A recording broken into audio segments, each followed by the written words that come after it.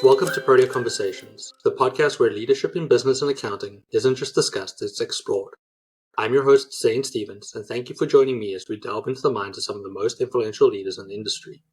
Our journey is one of discovery, from unraveling the unique stories that shaped our guest careers to invaluable advice that fueled their success. We're here to provide you with simple, actionable advice to accelerate your career and personal growth.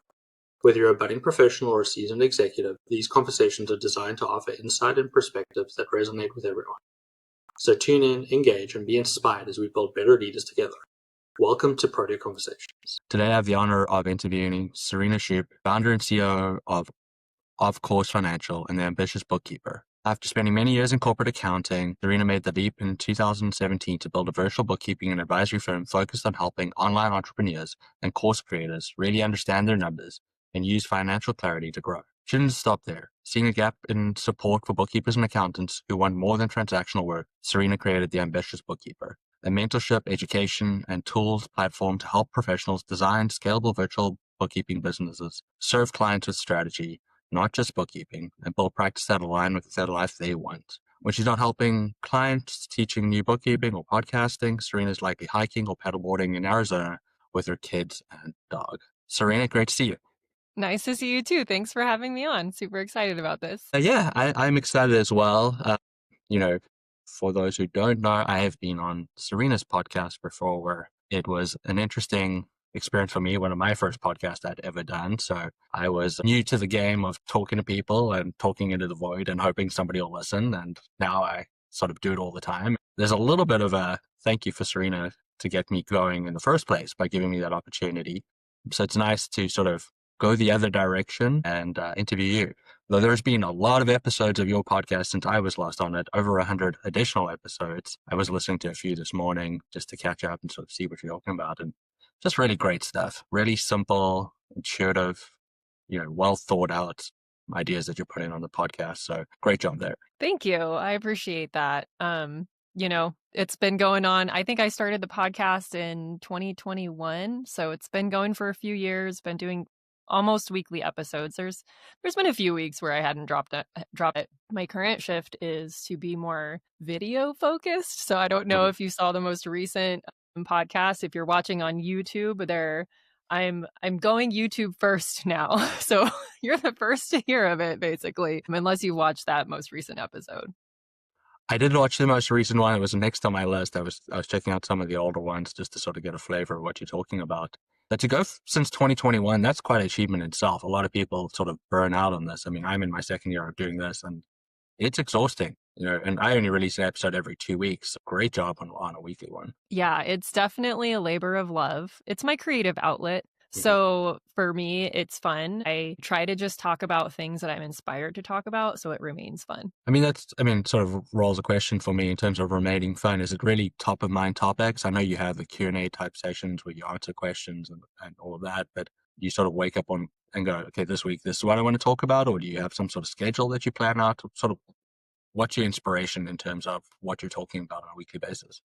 Both, I would say. I have an idea bank. I use Notion and the Notes app on my phone and physical notebooks. So I have ideas literally everywhere. But those ideas are sparked by conversations I'm seeing other people in the space having or things I see going on in general business industry.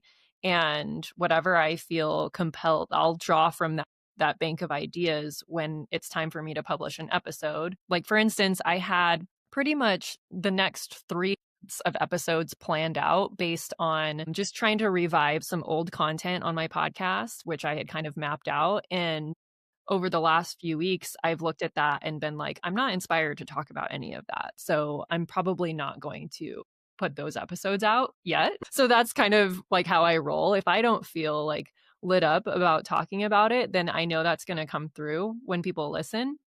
And right now, I think especially where the world is at currently with AI, it's really important to maintain that like authenticity. I know that's like a big buzzword right now, but I don't want people to think that I'm just phoning it in just to put out an episode. And there have been times where I've done that. Don't get me wrong.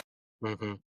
right now I want to be really intentional about like creating super high quality content because there's so much content out there. Everything is at people's fingertips with AI. And so if we're not infusing our podcasts and whatever content we're creating, if we're not infusing that with our own personal perspectives and inspiration and our own, you know, methodologies of doing stuff, then it's just going to seem like something people can just find on AI. So I think now more than ever, it's really important to create from the heart and really quality content. It is really difficult. I used to write for a publication, and I sent in an article once, and like, this is all AI. I'm like, I should have recorded myself. There's none of this was AI. They're like, but this is a direct quote from you. I'm like, of course, it's a definition of an asset. Like, I can't magically make those up. I don't know what tool you're using, but it's wrong. And, that can quickly get lost, especially for people that are creating content, because,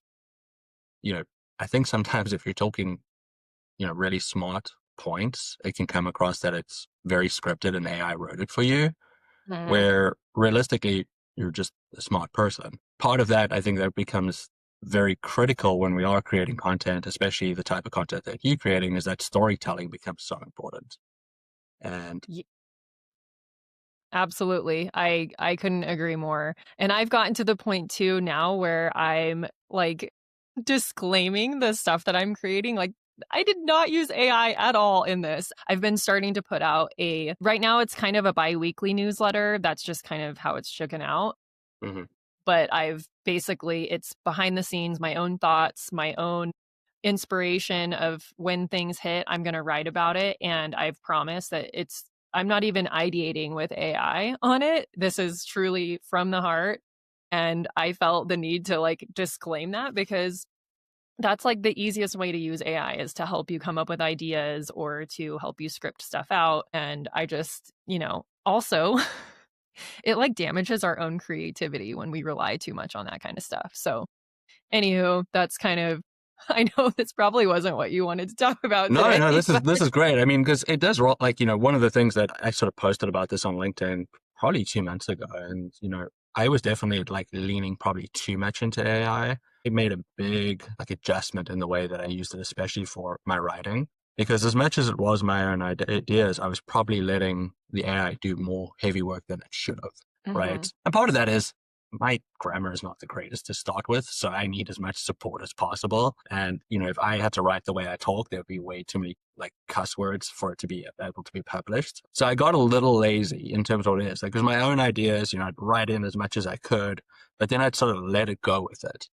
And I had to personally make the adjustment where it's like, I'm going to follow that same process, but then I got to remember, and I can't remember who I heard this say first, but it's a good first draft. And I would take that AI version of my thoughts and I take it to Grammarly because I do, like I said, I need the help with the grammar. And I would go start playing around, rewriting it, changing it. I don't like the sentence. I don't talk that way. I don't even know what that word means because, I'm not that smart. So they use big words that sometimes, like, if I don't know what it means, I'm pretty sure a lot of other people don't. And then I'd use Grammarly to fix my grammar and my spelling and, put commas in where, they're supposed to be. And I would use that as my draft. And they've got an AI detection tool as well. So I'd also like run it and say, like, what still sounds to AI? The number of times where it's my own sentence that it tells me it's AI, it makes me laugh. So I always joke that I am a bit of a robot. Maybe I am, who knows? Yeah. But it is a big adjustment that anybody that's creating content in any form, in any platform for any industry, we really have to make adjustments. Like, the tools are there. Like, it's a great assistant. It does make things a lot easier. I mean, I was just at a conference yesterday. I was taking notes furiously during the session. And the AI is so used to me using them for note taking that it shot out a 1,100 word article because that's what it knows I'm going to probably ask for it down the future. And I'm like, oh, damn. I forgot to tell it not to do that. Just give me a summary of what I said. But now I've got this article. So now I'm like, okay, well, that's my first draft. I can now go take that somewhere else, start working on it, fix it, add my own thoughts because I attended it, right? So I had my own thoughts going. I was just keeping notes on what they were saying and try to give it its own flavor. And I think that's how, as content creators, we keep it fresh, keep it real, and make sure people stay engaged with what we're trying to put out there. Yeah, absolutely.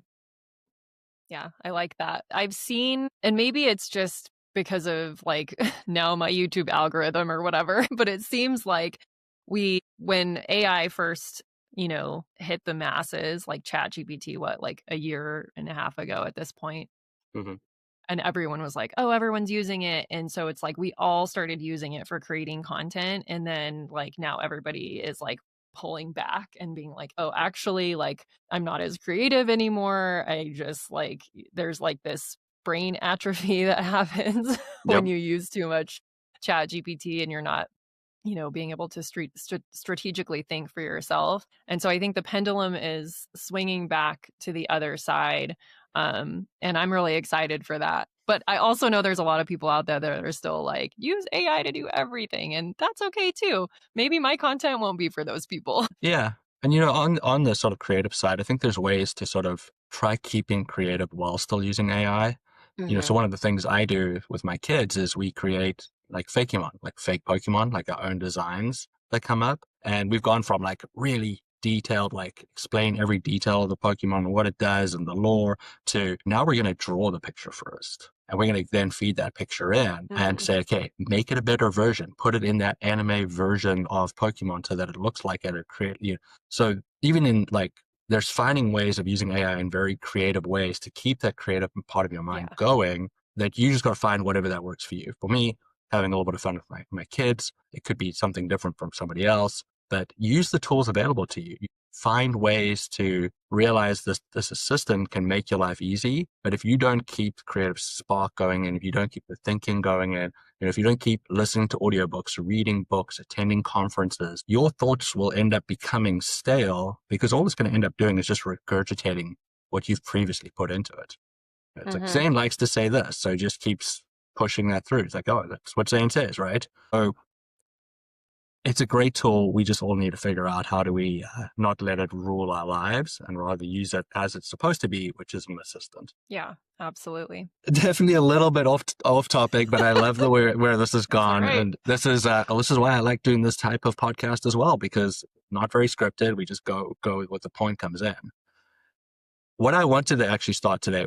So you live in Prescott, Arizona? Yes, I do. So I had no idea where that was. I gave it a Google and, just for people that don't know, it's north of Phoenix, sort of southwest of Sedona, Flagstaff area. But the first thing when I pulled up, like, where is Prescott, Arizona? They're like, this is the Wild West of Arizona. I was like, what? What? So talk me through this big definition that Google figures out that this is the Wild West. Interesting. I don't know if I've ever Googled that, but I'm going to speculate on why it says it's the Wild West. I guess because it still has the town itself has a lot of like traditional values and traditional traditions, if you will. It's like, they call it Arizona's Christmas city. So people travel up here during the holidays from Phoenix and other areas to experience all the Christmas festivities that we have. We have like this huge courthouse Christmas tree lighting where they light up all the trees and it's like a huge event. They have choir singing and a prayer and stuff like that. So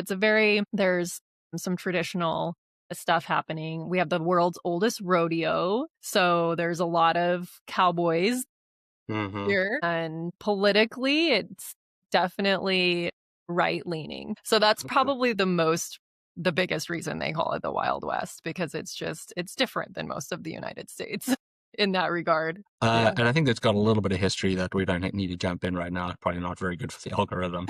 That probably adds to it as well, which probably, touches on some of those. Feel free to cut any of that out as well.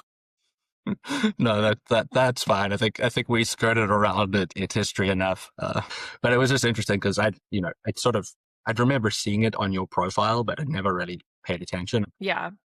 But I thought it's very similar to that area. It's up in the mountains. That's why I love it. It's a smaller town. I'm a small town girl. I grew up in an even smaller town in New Mexico, in the mountains of New Mexico, and it just feels like home. And that's our motto too. It's like they call it everybody's hometown, because when you visit here, it feels like your hometown. Explain to me, how did a small town girl from New Mexico in the mountains discover accounting and end up being this person who's built a career on bookkeeping, accounting, and helping bookkeepers and accountants? Yeah. So I don't know if this is generally what people come on and say, but I didn't land in accounting on purpose. I suspect that's most of our stories. There's a few of us that are like, my dad was a CPA and I just followed his footsteps. No, my plan was not accounting. I had my first child when I was 19 and got married really young. So I immediately went to college right after high school because I wanted to make sure that my daughter had a good life. And my plan was to get my elementary education degree so that I could have a similar schedule to her and all of those things that pull people into that profession. But also, I like teaching. So I get to do that now. Spoiler alert. Without the same type of pay. Yep.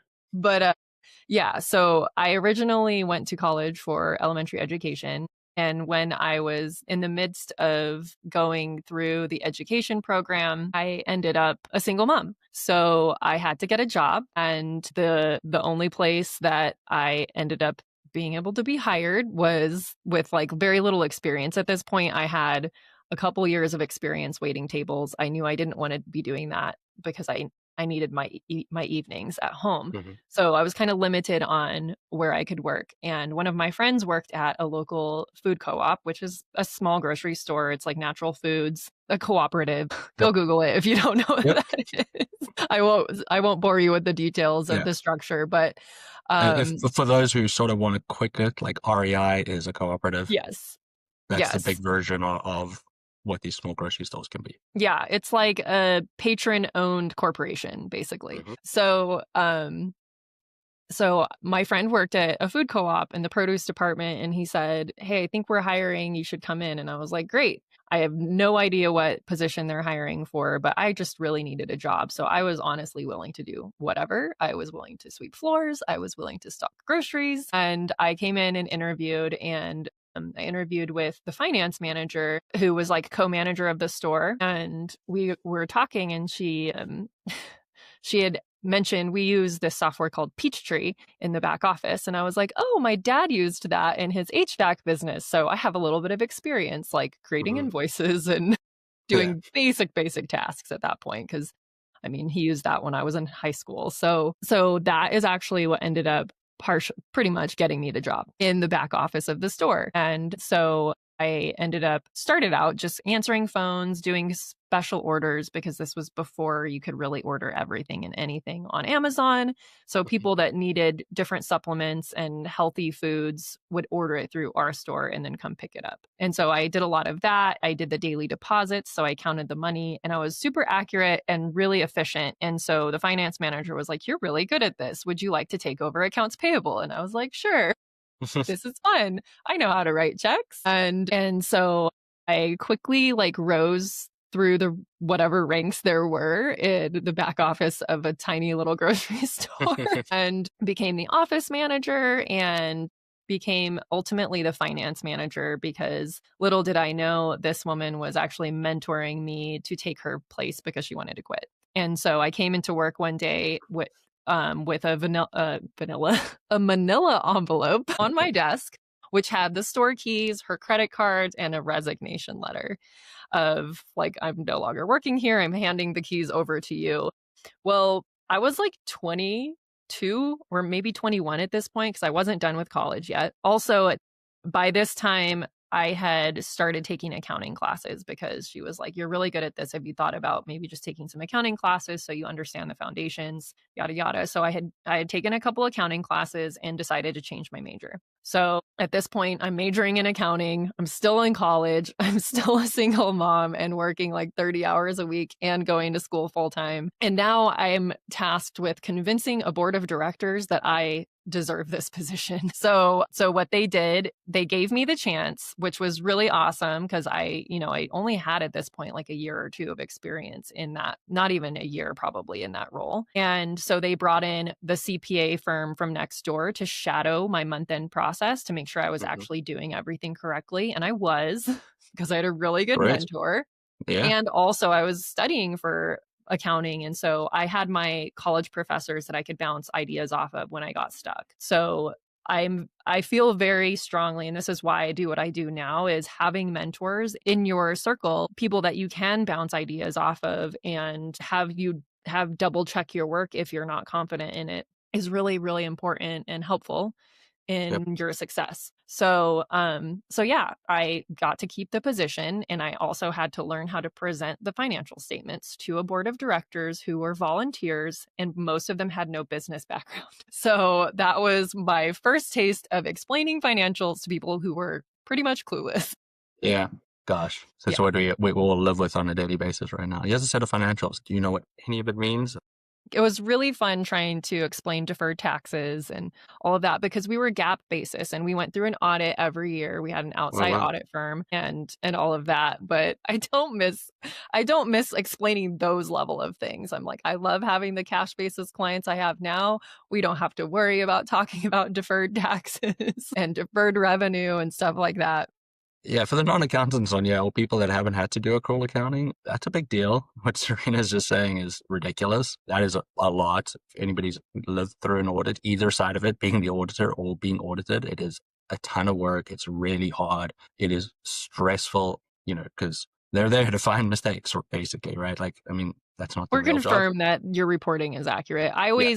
I've been, since that role, every role that I've been in, except a year and a half when I worked in a tax firm, every position I've been in has been in the corporate world where we did have GAAP financial statements and had to have an outside audit firm come in and audit my work. And I always get compliments on how clean everything is and all my record keeping. So like that's the biggest, if anyone is like afraid of going through an audit, just keep accurate notes and records of everything that you're doing and you will breeze through it and you'll get compliments. Yeah. And that's even more important if you're going through internal audit, because if you think external audit is terrible, internal audit, they are really there to find mistakes. Like Yeah. that is their job. Like they're looking for mistakes because they want you to be better. So even more stressful. But I mean, that's an incredible story, how just sort of fell into it, did well, and was like, yes, the keys to the car, like good luck. Mm-hmm. I mean, what an achievement. Yeah, it's one of those things that there's always a component of, oh, well, you were lucky. And it's not necessarily luck. It's just like good timing and seizing an opportunity. So I could have just dug my heels in and said, no, the degree I want is education. But I kind of went with the flow and took the signs of like, you're really good at this. And that, by the way, was an interesting pivot for me because I have never felt like I'm strong in math. And this is one thing I also like to share with my clients and potential clients is like, I'm not a numbers person either. Yeah. But it's not really about numbers. It's like basic math, which we all should know. And it's really about like staying organized and keeping good records. And the money thing is more emotional than anything. Like how we feel about numbers is more of an emotional thing towards money, not necessarily that you're not a numbers person. So that's one of those things that, yeah, I did the bare minimum math credits in high school. I got up to algebra 2 and then was like, I'm done. Got all my math credits, didn't advance further than that, then had to like retake it basically in college in order to get into college algebra because I scored so low on my ACTs in the math section. Like I'm not a math person, you guys. Yeah. But that doesn't matter. Like you can still be successful. And the thing I love about accounting is you don't have to be really good at math because there's a double check on everything that you do. Everything has to balance. That's how like you're automatically double checking yourself. Accounting at the end of the day is just, can you follow a set of rules and can you follow a process? And that's the basics of it. Obviously, there's the advanced step where it's now like looking at those numbers, interpreting those numbers and explaining those numbers. But that's not for everybody. That's not what you need to be successful in the accounting space. There's a lot of good people that can follow process, controllers that are really good at a closed process. It's just process after process after process to try and make sure that we're getting numbers that are as accurate as possible, that represent what's happening in the business at a time, so that the stakeholders can look at it and make decisions. They're numbers, right? And, it is always funny, like people are like, I'm not a numbers person.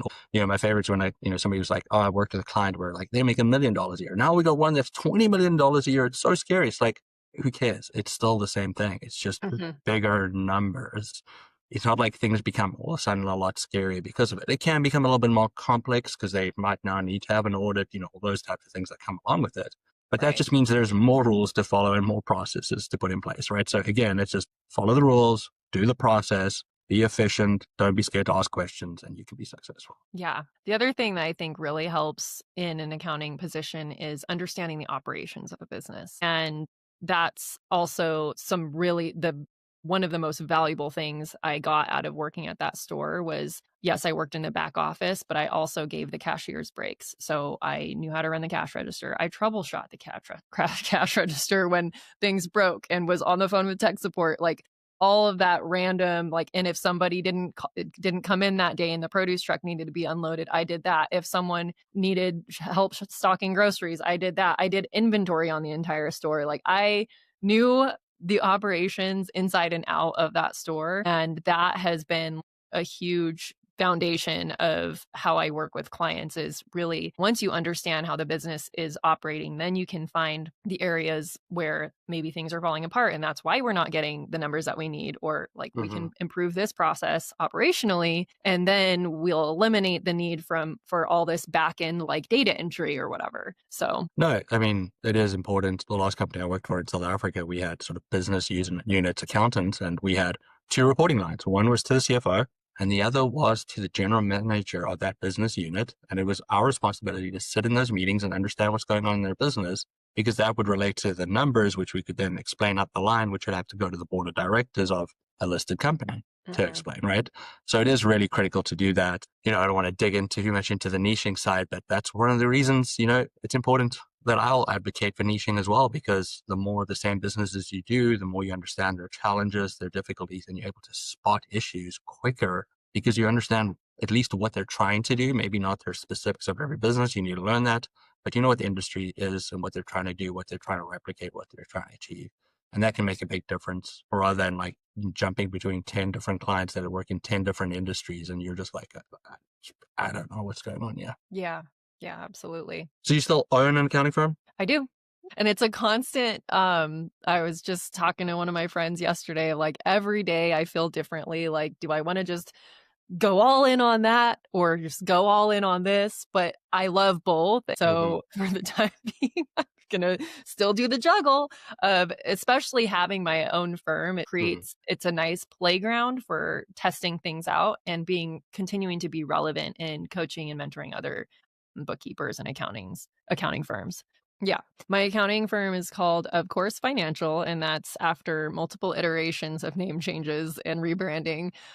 I've had that or at a version of that under different names since 2017. And I can't do math in my head, so I don't know how many years that is, like 8 or something. I think it's 8. So since 2017.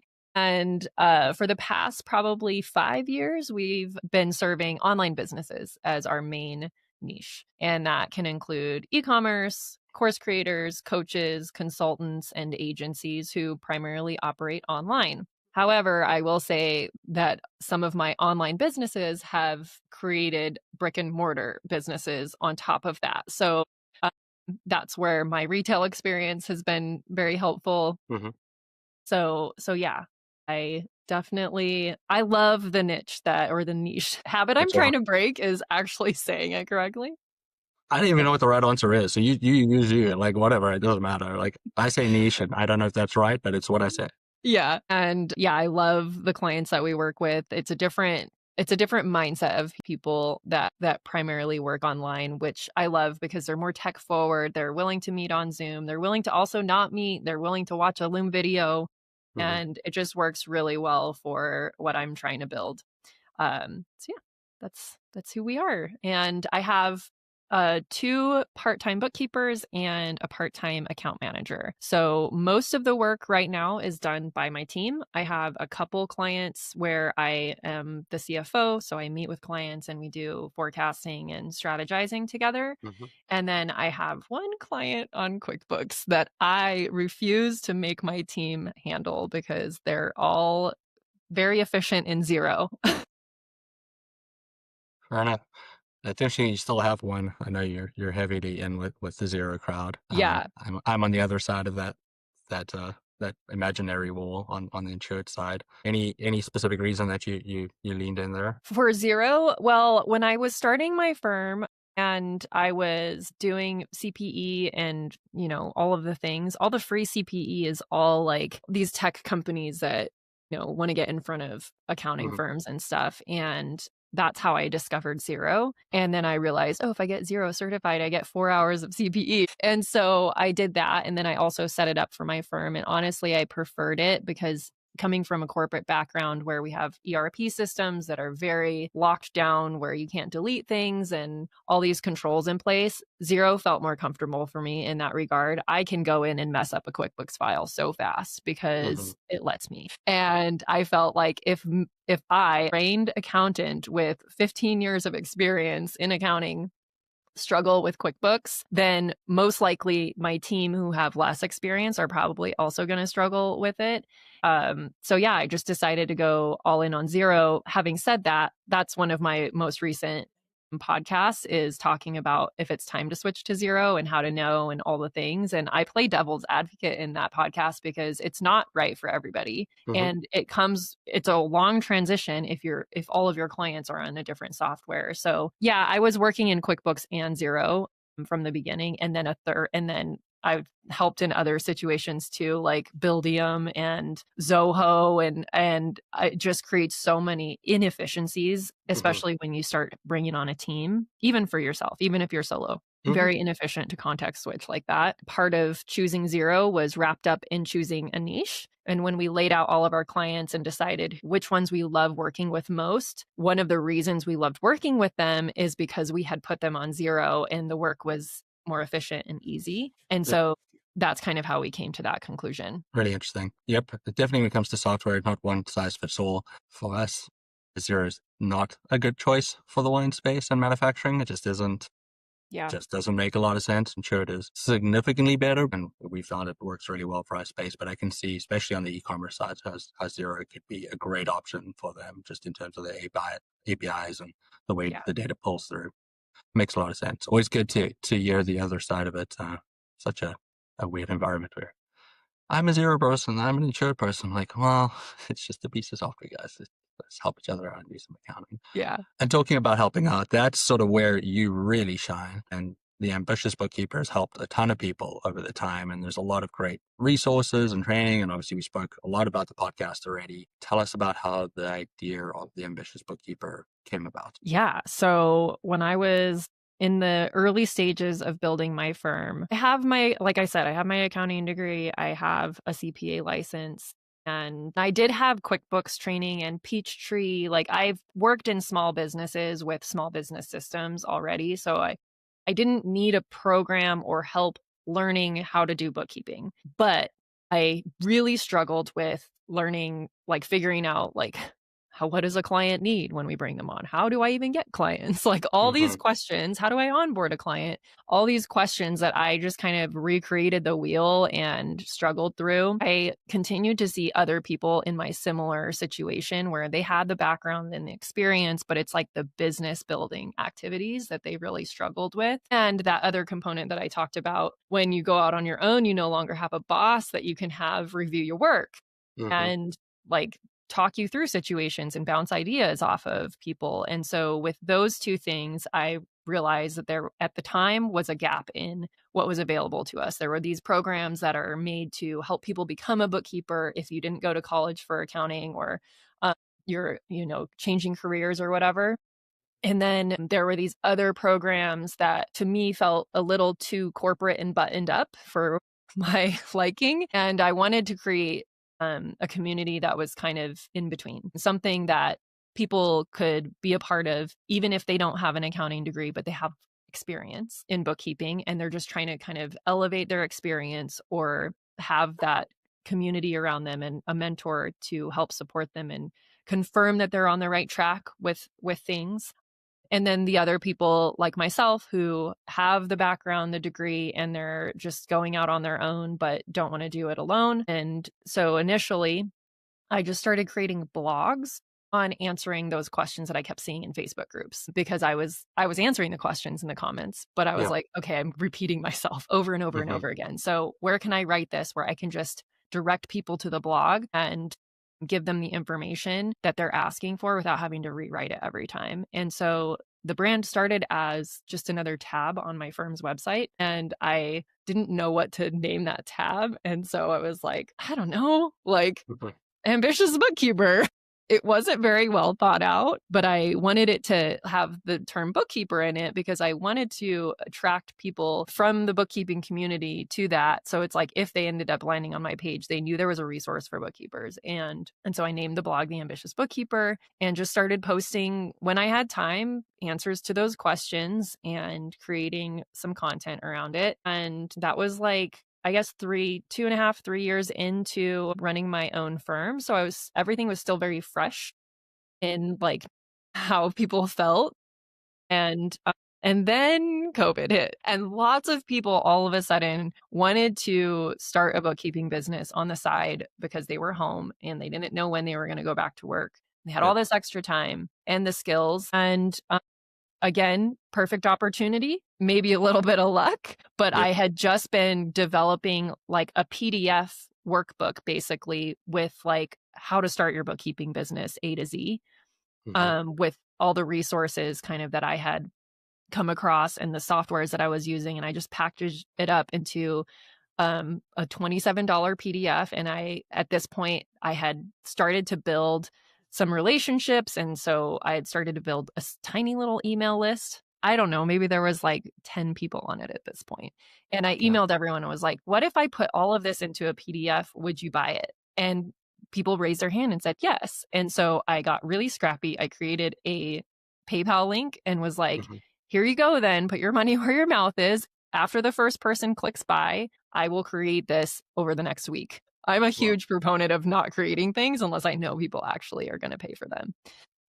So that's what I did. Me and Tia, who's still on my team, she's my designer and part-time bookkeeper. We created the PDF together and then started selling it like that. I think I had sent out that email before the lockdown started. And then once the lockdown happened, like we had the PDF already created and I had it like on my website. And I was like, what if we just run like a few dollars in ads to it, see what happens? And it like blew up. So I was like, wow, this is crazy. There's a lot of people that want to start their business. And from there, the Ambitious Bookkeeper just kind of grew. I then created an actual group coaching program from that PDF and enrolled my first like cohort of BBA in, I think it was in 2020, like towards the end of 2020. 5 people were part of it. And I'm still in contact with pretty much all 5 of them today. And it was really fun. And I've, refilmed the program since then and done different iterations of it. But that's kind of what happened. And then in 2021, I converted the blog to a podcast because for some reason I thought podcasting would take less time. No. I mean, you're definitely going to get more eyes on it, right? And that's the important part. People like the ease of being able to listen or watch rather than read. So I think it's a great move. And again, just a great podcast. How is the coaching coming on? Sort of how is that side of the business still operating? Yeah, it is. The Ambitious Bookkeeper, I actually split off into its own LLC and own company in 2021. Because at that point, the income that I was generating from that was almost as much as what I was generating from my firm. So I was like, it's time. It's its own entity now. And yeah, so that's still going strong and it's still about the same amount of revenue as my firm. It is not the same profit and it is way more time intensive than what I spend in my firm. And I like to be very transparent in that. It is a true passion project. So if you are wanting to, like, I get this question a lot, like if people are wanting to create some sort of one-to-many opportunity either for their clients or for other accountants and bookkeepers, I hope you like creating content because you're going to be doing a lot of it to get enough eyeballs. And and it's a totally different business model. I spend so much more time on the Ambitious Bookkeeper side of stuff to just keep that going, which I love doing. It's great. It's a huge creative outlet for me. It's really fun to be able to share what I've learned with other people. So if you don't have that feeling about it, then it's not going to be fun for you. It's going to be a slog and it's not going to be worth it. Yeah, I think if you want to go into anything like that, you really have to understand you're there to help people. And, I like to believe as accountants, we're trying to help people. So it is in us. But this is a step further. It's very personal. It's very much holding people's hands. It's being empathetic. It's being available for those conversations. It's putting out fresh content rethinking ideas, not being scared to apologize when you made mistakes. Yeah. It's tough. Serena and others that, have the passion to be able to do that, and finding that community that works for you is a great opportunity to grow, learn from their experiences, from what they've seen in the market, from what they've seen works, and more importantly, what doesn't work, because that's probably where there's more value. And, it's amazing what you've been able to put together and achieve. And it's just, I hadn't been to your website for a while. I was like, whoa, what is going on here? This thing has grown significantly. And probably I hadn't probably been on your website in about 12 months. So I was like, wow, there's some changes happening. Yeah. Yeah. And that is thanks to my assistant, Hannah. She's always keeping my website up to date and fresh. And every time I go visit it, I'm like, ooh, I love the way this looks. I had no idea. She just knows what I like and just does it. And that's pretty awesome. I'm pretty lucky there. Yeah, no, it's great. It's so easy to follow. It feels fresh. It doesn't feel like some boring accounting site. I mean, it took me a while to even realize, it just says bookkeeper, but is this really a bookkeeper's website? So, that's a compliment, because we don't want those stale websites. So all good stuff. But you say you spend most of your time on the Ambitious Bookkeeper, but what would a general day, maybe a general week in the life of Serena look like? Because you are balancing these two businesses. Yeah. You've got the mom side of it. You've got a bunch of stuff going on. What does a normal day or week look like in your life? Yeah. Okay. So first off, I have 50% custody of my children. And so I have a week with them and a week off. So depending on the week, it looks very different. Yep. On weeks that I have my kids, I work from 9 to 2, and I do drop off and pick up and the evening routine, and I like to do home cooked meals. And also right now it's sports season. So even on the weeks that I don't have them, I'm going to practice, I'm going to games and participating in all of that. So I still have a pretty hard cutoff of not working in the evenings, even when I don't have them, unless it's something creative that I want to be doing. So Mondays and Fridays don't take any work calls. So I may not even work on those days, but lately I have been. Because like I said, I'm trying to do this YouTube thing. And so I've been doing a lot of creative work on Mondays and Fridays and brainstorming and research, i.e. watching a lot of YouTube. And so Mondays and Fridays are reserved for either creative work or not working at all. The kids get out of school early on Fridays. And then on Mondays, I have guitar lessons. I play guitar. Sometimes I'll go to the gym and the sauna and do a whole self-care day, or go for a hike or a bike ride or paddleboarding. Unfortunately, our lakes are really low this year. So I've only gone paddleboarding a couple times, but I've been on my mountain bike a lot. That's kind of what Mondays look like, and Fridays too. And then Tuesdays and Thursdays are the only days available on my calendar for people to book with me. So those are the days I meet with clients. I meet with my team every Thursday morning. I do one-on-ones with my team on those days. I stagger them, so I'm not meeting every week with every team member.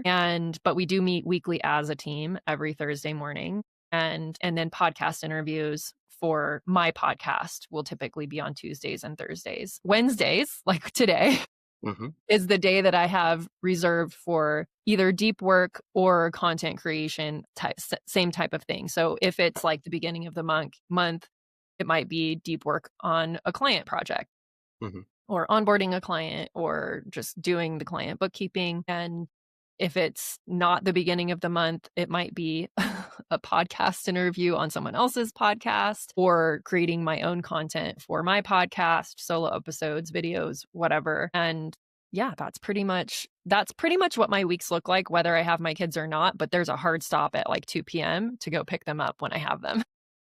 No, it's that's a lot going on. It sounds really well. I always talk about the way I use time blocks in my day.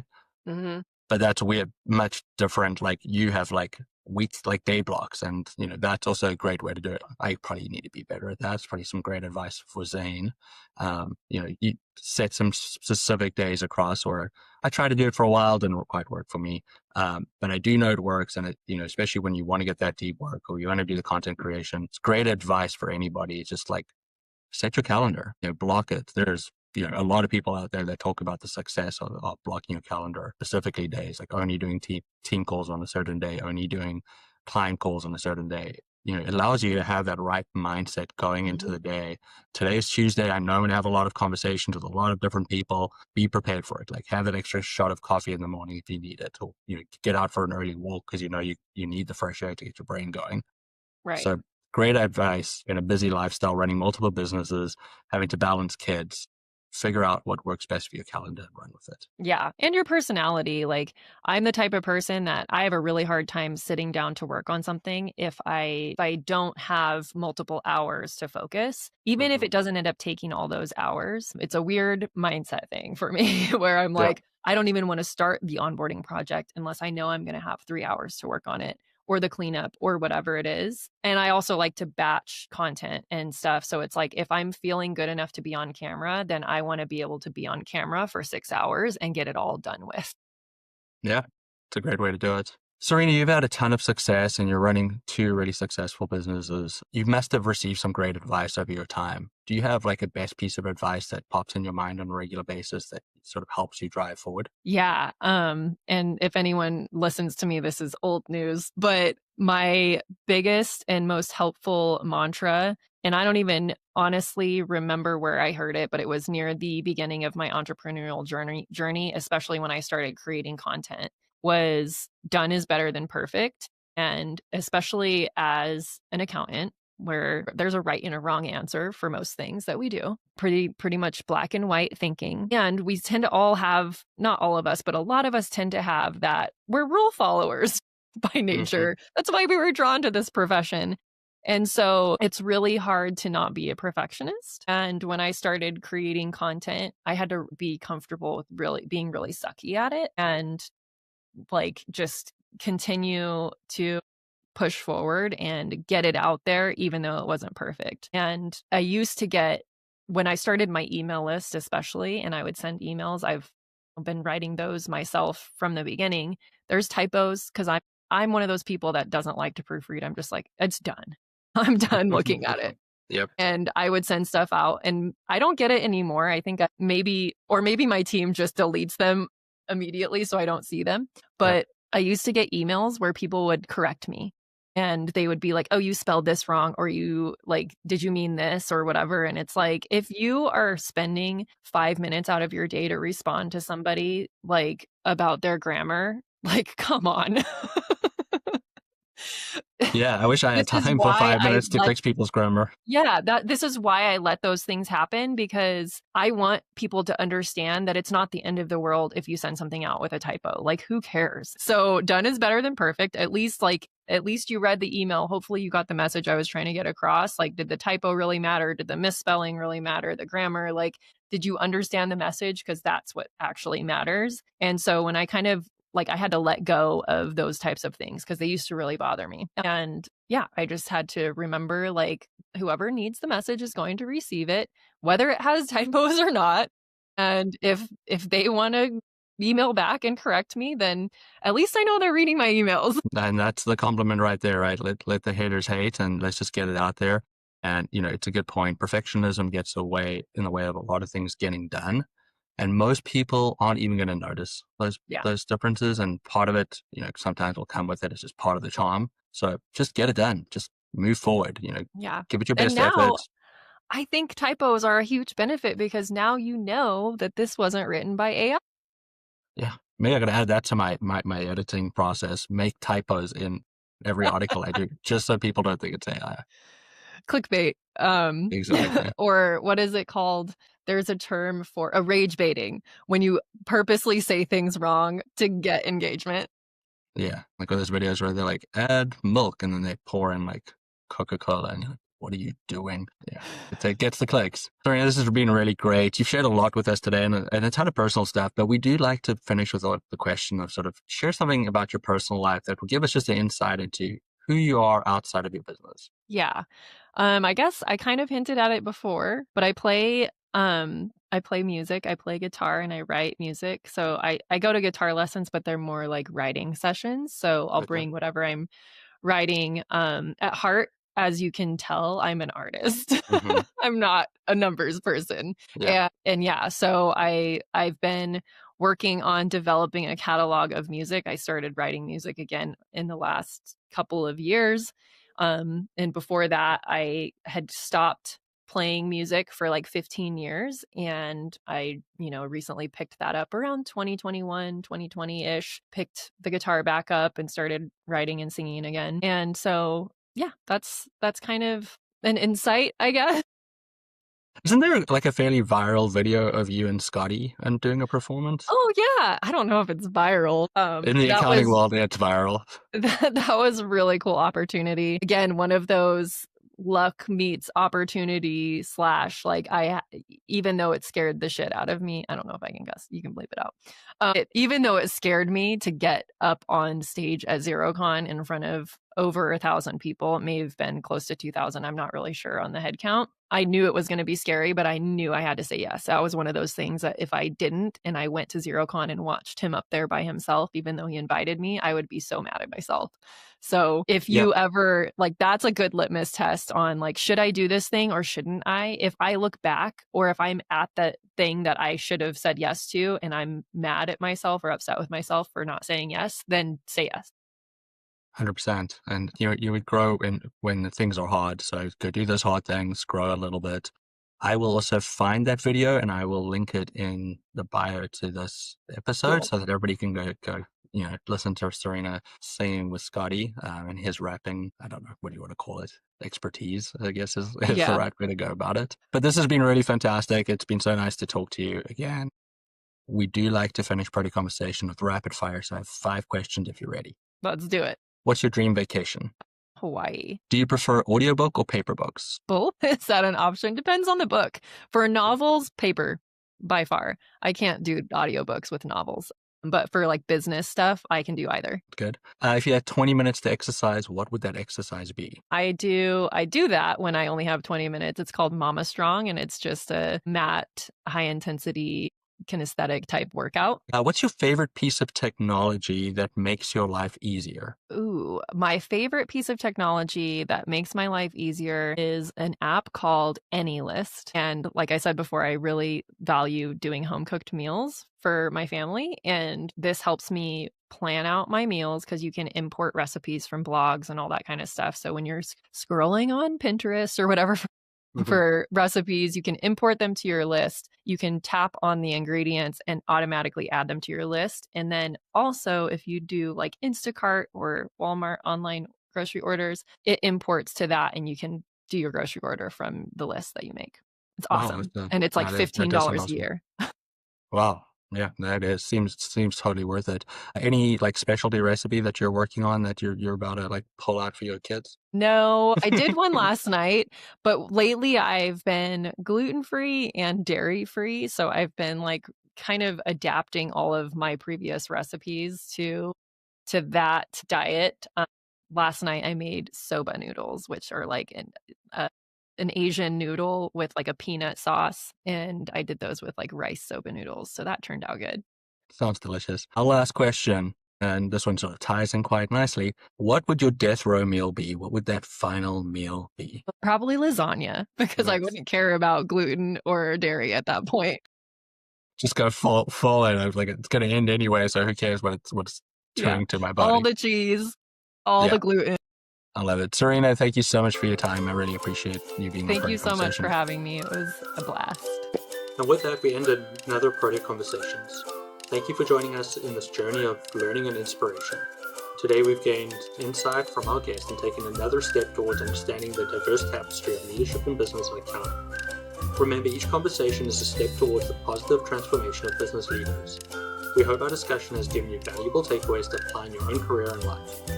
Don't forget to subscribe to Protea Conversations on YouTube and Spotify so you never miss an episode. We'd also love to hear your thoughts and experiences, so connect with me on social media channels. I'm most active on LinkedIn and would love you to join the conversation. Join us next time for more engaging stories, advice, and conversations that matter. Until then, keep striving for excellence, embracing growth. Thank you for listening, be kind, and goodbye from Protea Conversations.